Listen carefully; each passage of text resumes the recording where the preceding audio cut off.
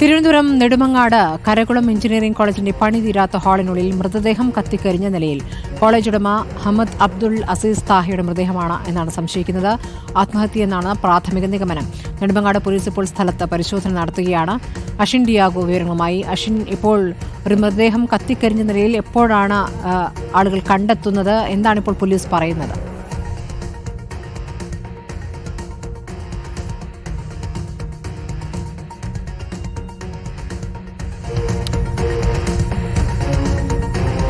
കോളേജിന്റെ പണി തീരാത്ത കെട്ടിടത്തിലാണ് മൃതദേഹം കത്തിക്കരിഞ്ഞ നിലയിൽ കണ്ടെത്തിയിരിക്കുന്നത്. കോളേജ് ഉടമ അഹമ്മദ് അബ്ദുൾ അസീസ് താഹിയുടെ മൃതദേഹം എന്നാണ് സംശയിക്കുന്നത്. അഷിൻ ഡിയാഗോ വിവരങ്ങളുമായി. അഷിൻ, ഇപ്പോൾ എന്താണ് പോലീസ് പറയുന്നത്? കോളേജ് ഉടമയുടെ മൃതദേഹമാണ് എന്ന് സ്ഥിരീകരിച്ചു കഴിഞ്ഞു?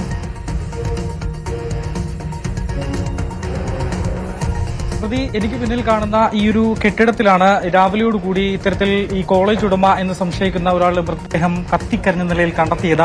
ആ സ്റ്റെയർ കേസിന് താഴെയാണ് ഇത്തരത്തിൽ പൂർണ്ണമായ രീതിയിൽ കത്തിക്കരിഞ്ഞ നിലയിൽ ഒരു മൃതദേഹം കിടന്നിരുന്നത്. രാവിലെ ഇവിടുത്തെ സെക്യൂരിറ്റി ജീവനക്കാരാണ് ഈ ഒരു മൃതദേഹം കണ്ടെത്തുന്നതും. നിലവിൽ ഈ സാഹചര്യങ്ങളിൽ ലഭിക്കുന്ന വിവരങ്ങൾ അടിസ്ഥാനത്തിൽ പോലീസ് പറയുന്നത് ഈ കോളേജിന്റെ ഉടമ തന്നെയാകാനാണ് സാധ്യത എന്നുള്ളതാണ്. അദ്ദേഹത്തിന് കടബാധ്യതകൾ ഉണ്ടായിരുന്നു.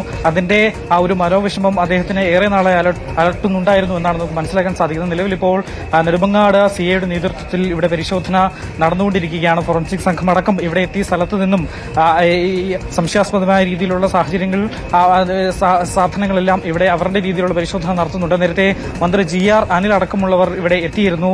മന്ത്രിയോട് സംസാരിച്ചപ്പോൾ മന്ത്രി പറഞ്ഞത് ഇത്തരത്തിൽ ഈ ഉടമ അബ്ദുൾ അസീസിന് കടബാധ്യതയുണ്ടായിരുന്നു എന്നുള്ള കാര്യം തന്നോട് നേരത്തെ പറഞ്ഞിരുന്നതാണ്. പക്ഷേ പിന്നീട് താൻ ഇങ്ങോട്ട് വരാമെന്നും സമ്മതിക്കുകയും ചെയ്തു. പക്ഷേ വയനാട് തെരഞ്ഞെടുപ്പ് അതുപോലെ മറ്റു തിരക്കുകൾ കാരണം ഇവിടെ വരാൻ ആയില്ല എന്നുള്ളതാണ് മന്ത്രി പറഞ്ഞത്. എന്തായാലും അദ്ദേഹത്തിന് കടബാധ്യതയുണ്ട് എന്ന് മന്ത്രിയും സ്ഥിരീകരിക്കുമ്പോൾ ഈ സംഭവത്തിൽ ദുരൂഹതയുണ്ടെന്ന് മന്ത്രിയും പറയുന്നു. പക്ഷേ പോലീസിനോട് സംസാരിച്ചപ്പോൾ പറയുന്നത് നിലവിൽ ഇപ്പോൾ ദുരൂഹത സംശയിക്കുന്ന സാഹചര്യമില്ല എന്നുള്ളത് തന്നെയാണ്.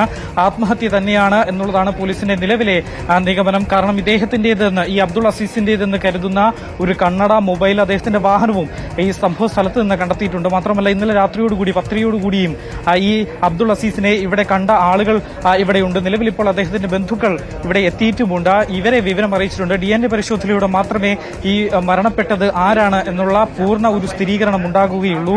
അതിനുവേണ്ട നടപടികളിലേക്ക് പോലീസ് കടന്നിട്ടുമുണ്ട്. ഇപ്പോൾ എന്തായാലും പോലീസ് പറയുന്നതനുസരിച്ച് നിലവിൽ ഇപ്പോൾ ഇവിടെ ദുരൂഹത അല്ലെങ്കിൽ അത്തരത്തിലുള്ള സംശയമില്ല എന്നുള്ളത് തന്നെയാണ് പോലീസ് പറയുന്നത്. പക്ഷേ പോലീസ് അതും വിശദമായി തന്നെ അന്വേഷിക്കുന്നുമുണ്ട്. കാരണം ടയറുകൾ കൂട്ടിയിട്ട്, പേപ്പറുകൾ അടക്കം കൂട്ടിയിട്ട് കത്തിച്ച നിലയിലായിരുന്നു മൃതദേഹം ഉണ്ടായിരുന്നത്. മാത്രമല്ല മുഖം അതുപോലെ തന്നെ മറ്റു ചില എല്ലുകളും മാത്രമാണ് ഉള്ളത്. ബാക്കി പൂർണ്ണമായും കത്തിക്കരിഞ്ഞ ഒരു നിലയിലേക്ക് ആളെ തിരിച്ചറിയാൻ കഴിയാത്ത വിധം അത്രയും ആഴത്തിൽ കത്തിക്കരിഞ്ഞ നിലയിലാണോ ഈ മൃതദേഹം ഉള്ളത് എന്നുള്ളതാണ്.